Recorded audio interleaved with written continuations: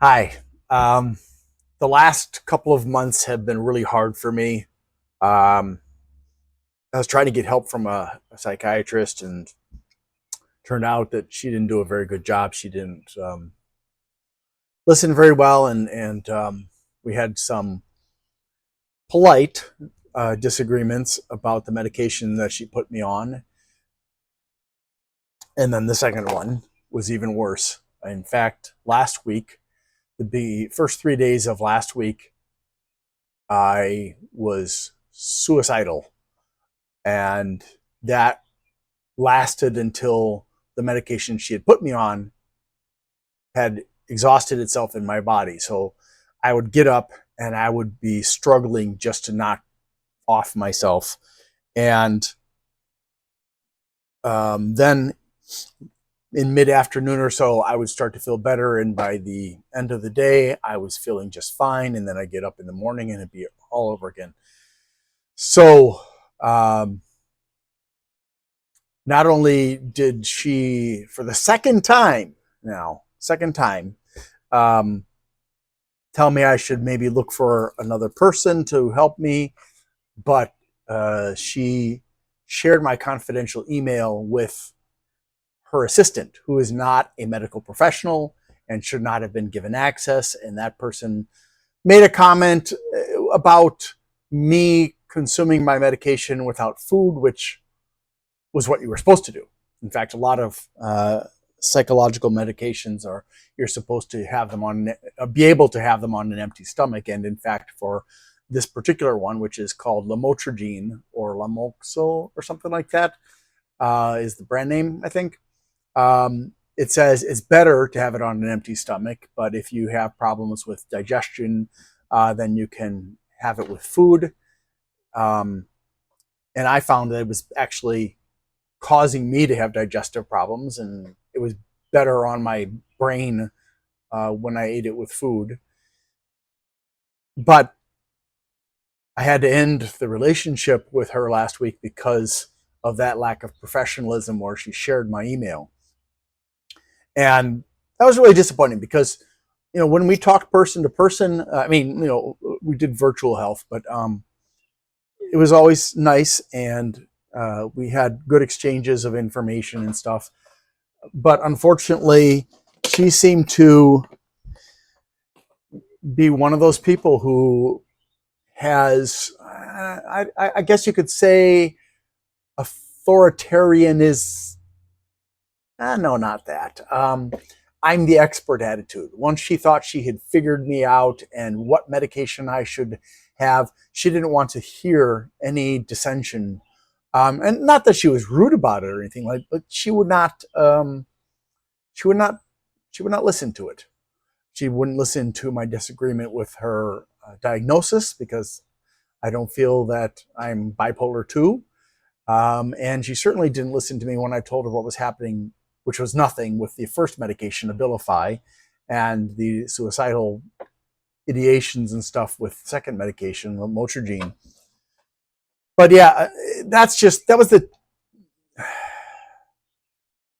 all happening in the same week when I was running out of money. And at the very end of the week, at the very last minute, I got my tax return, but it was a very stressful week last week. And the past 2 months prior to last Friday, every day was full of anxiety, sometimes thoughts of worthlessness, thoughts of failure, in other words, depression.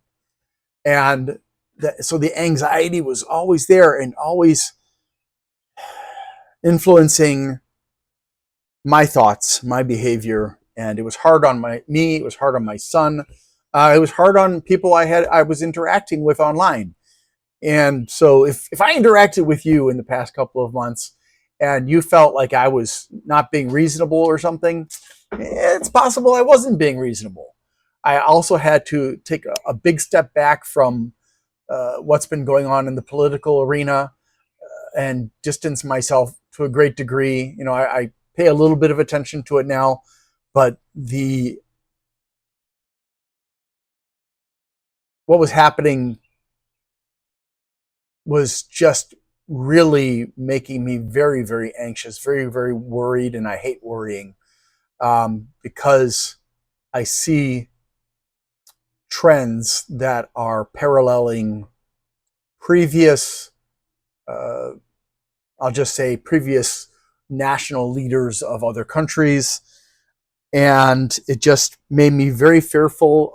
I'm still honestly fearful because of what I'm seeing and what I'm hearing, not just from the left, but also from the right. I'm seeing and hearing things from the right. Like I get emails from Newsmax, which is a right wing media group.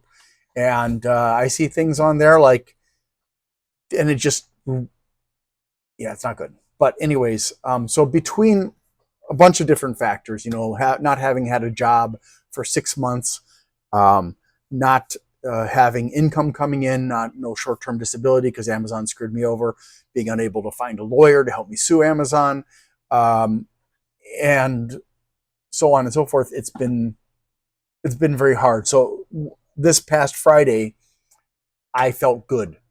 I had no anxiety, no depression. Coincidentally, on the day that I do my charity work, but I woke up feeling that way, and it was just so wonderful. And yesterday, again, no anxiety. Today, no anxiety. But I mean, there's something. I guess I can't say there's no anxiety, but it's a low level of anxiety that has been making it harder for me to do the things I need to do. But I have started actually working on getting a job, which is hard because I need remote work. Um, and I think today is the day I'm going to be able to put out some videos for my tech channel. I've been forcing myself every 3 or 4 days to put out the videos on my reviews channel. So things are, I hope, better. Um, but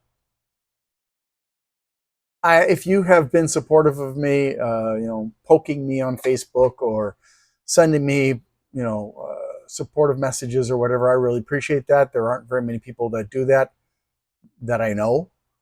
There are a lot of people. There are more people that I don't know who give me little messages of support than I do know, which is probably a testament of my inability to be able to have good relationships with people, which goes back to my mental health issues. And I'm sorry for that. Um, when I look back on my life and how ever since I hit puberty and the family curses of anxiety, general and social anxiety and depression started beating the crud out of me, um, and I look how that has impacted my relationships with many of you who know me, and I've cared very much about you.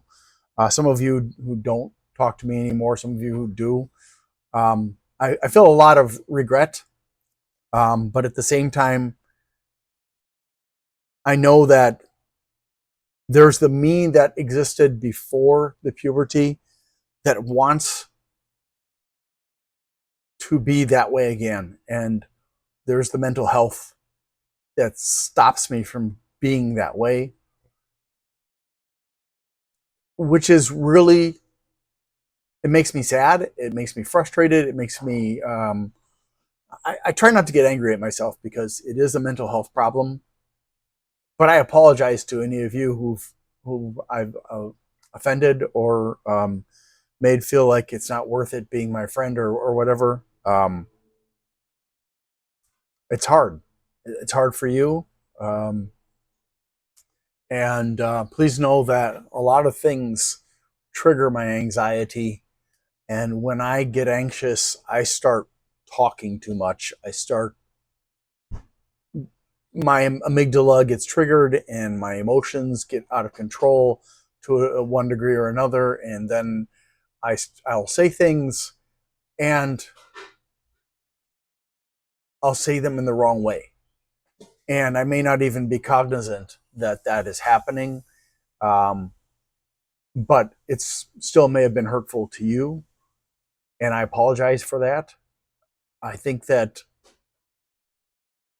if I could live my life over again, obviously, I'd get rid of the family curse, but I can't. So I just hope that you can find it in your heart to forgive me for my mistakes, my trespasses, as it were, for the times when my anxiety was propelling my communications to you, or that you may have seen that wasn't for you specifically, but you didn't like. Um, it's really hard some days, and I don't know what else to tell you. I've lived with this for so long. I'm now trying to get mental health help. I'm trying to find. I will be seeing a psychiatrist and a counselor this week, and hopefully that's going to put me on the right path. I've figured out the problem that was causing me for all these years to have extreme drowsiness, which it turned out my rosuvastatin, apparently rosuvastatin in my body, which is a statin medicine, obviously, when it combines with sugar, causes extreme drowsiness in me to the point where I become non-functional and I have to take a nap, and then I'm fine, which is annoying. But now that I'm not taking the rosuvastatin under the direction of my doctor, that is gone. I still have drowsiness, but that's because of the Zoloft. But I've reduced the drowsiness problem, the regular drowsiness problem that you have from like lots of different medications, allergy medicines especially, um, by reducing the dose to half of the minimum. And so that's helping me with my anxiety and depression, but not making me super sleepy like I was when I was on a full dose. So I know I'm kind of rambling here. I wish I had a very clear message I wanted to give, and I guess that would be that to those of you who know me, who I've been friends with, family, I'm sorry. I'm sorry for the things I said or did that hurt you or upset you, and I hope that you can understand that and understand that my struggles with mental health will probably never end. But hopefully, I'll get on the medication that'll make it a lot easier for you and me. Thanks for watching. I care about you very much, even if you don't know it, or maybe you don't believe it. I do care.